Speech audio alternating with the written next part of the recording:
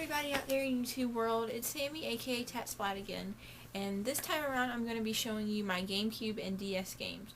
You've already seen my PS2 games and that was quite a large collection, but these two are going to be very small. I think I only have like 4 DS titles and just a few more GameCube because I'm not really a big fan of the GameCube and I just haven't really gotten around to buying many DS titles yet.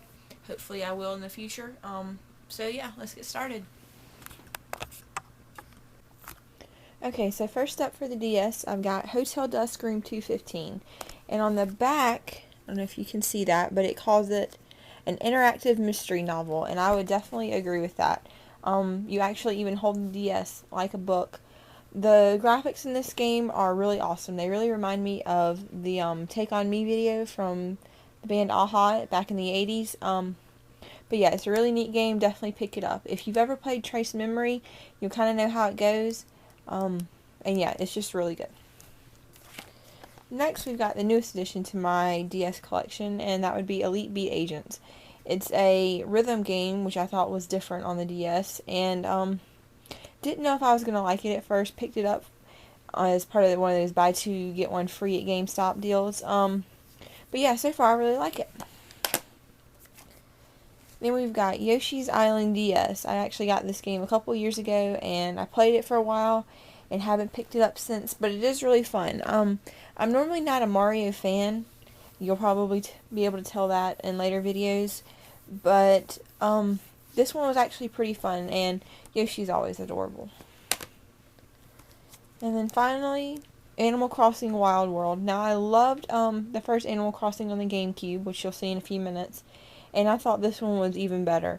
I've put so many hours into this game. Haven't really got to play the online, so if you have a DS and you have Wild World and you want to play online sometime, let me know, drop me your friend code, and yeah, maybe we can play some. Now for my GameCube. Like I said, here's the original Animal Crossing. I'm sure if you have a GameCube, you've played this game. Really awesome. I've heard some bad things about the Wii version, so I'm not going to be playing that one, but this one was really fun. A game that I personally think is overrated, Eternal Darkness Sanity's Requiem. Now, let me explain why I think it's overrated. I think that the story is really good in this game. I love the sanity effects, but I hate the combat system. I think the combat system is a piece of crap. Other than that, though, it's alright, but I don't believe that it deserves all the attention and credit that it's been getting. Next, we've got a pretty mediocre first-person shooter, and that's Geist. The one really cool thing about this game, though, is that you can actually play as a rat, and if you know me, you know that I love rats, and that I've had pet rats in the past. Other than that, though, it's pretty straightforward, mediocre. You do play as a ghost, though, so that's pretty cool.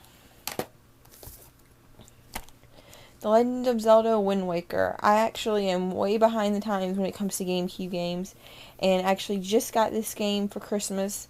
Haven't really played it, though I did enjoy the original Zeldas on the NES. I didn't really play Ocarina of Time. I know, how can you consider yourself a gamer and not play that? But, like I said, I'm not a big Nintendo fan, so we'll see how it goes. Then we've got a game I picked up for $3.99 along with a lot of those PS2 games you saw in my last video, and that's Wario World. I've played this game for about 10 minutes. It was a pretty, mediocre platformer. Nothing really bad or really great to say about it, so yeah, there's Wario World. Then we've got Resident Evil 0. I got this one for Christmas, haven't really got to play it.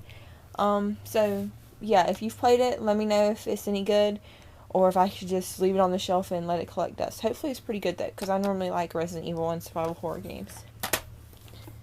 Then we've got the original Resident Evil. I've played through most of this one. Really fun, really scary. The graphics still look really good to this day. And yeah, it's Resident Evil. Then we've got Resident Evil 3 Nemesis. Again, I just got this game for Christmas, so I haven't played it yet, haven't got to see what it's about. So again, if you've played it and you have some comments on it, feel free to leave me a message and let me know. And then finally, probably my favorite game for the GameCube is Killer 7. This is a really awesome game made from the same people that made No More Heroes for the Wii. It's really different. It has a really cool art style. The same art style as No More Heroes. The story is really confusing. It draws you in, and it's different, and I really like that. I really love when a game can do something different and be really good at it. So there you have it. So those are all of my DS and GameCube games. I warned you there weren't very many because I'm not a really big Nintendo fan, hence why I don't have the Wii. And I'm sure you noticed there were no Mario games. That's because I'm not a big Mario fan. And I'm waiting for the huge backlash of that to come now, but I'm sorry, it's the truth. So next up will be my original Xbox games, and then after that, my Xbox 360 and my few PS3 games. But now I have to go get ready for the wonderful world that is Blockbuster. So, bye.